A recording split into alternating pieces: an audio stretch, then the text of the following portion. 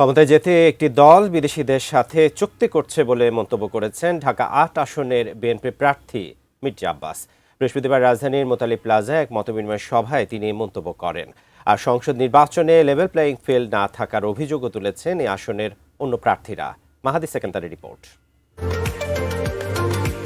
ত্রয়োদশ জাতীয় সংসদ নির্বাচনের নির্বাচনী প্রচারণায় ব্যস্ত সময় পার করছেন ঢাকা ৮ আসনের প্রার্থীরা। গণসংযোগে ভোটারদের নাগরিক সেবার মান উন্নয়ন সহ রাষ্ট্র সংস্কারের প্রতিশ্রুতি তাদের।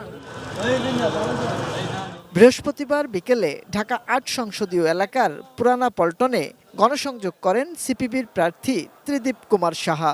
অভিযোগ তোলেন নির্বাচন কমিশনের নিরপেক্ষতা নিয়ে। নির্বাচন কমিশনের যে অ্যাক্টিভিটিস সেটা যথেষ্ট দুঃখজনক। দেখবেন প্রার্থীদের ক্ষেত্রে ওনারা যথেষ্ট পক্ষপাতদুষ্ট আচরণ করছে এবং কেউ যদি সে আচরণ লঙ্ঘনও করে আমাদের যে গ্যাজেটে প্রকাশিত সেটার প্রতি ওনারা কোনো ব্যবস্থা নিচ্ছে না।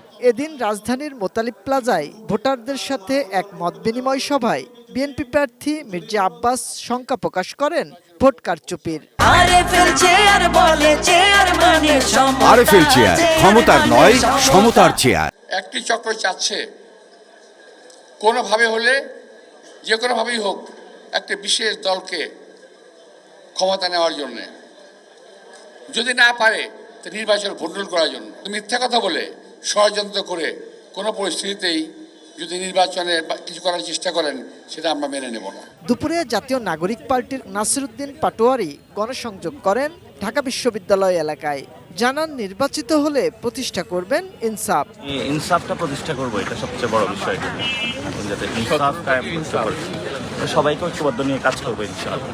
আমারে আপনারা এত খুঁচান, আমি কিন্তু এখন আর কিছু বলবো না।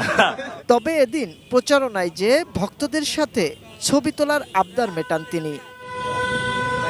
মাহাদি সেকেন্দার, এটিএন নিউজ, ঢাকা।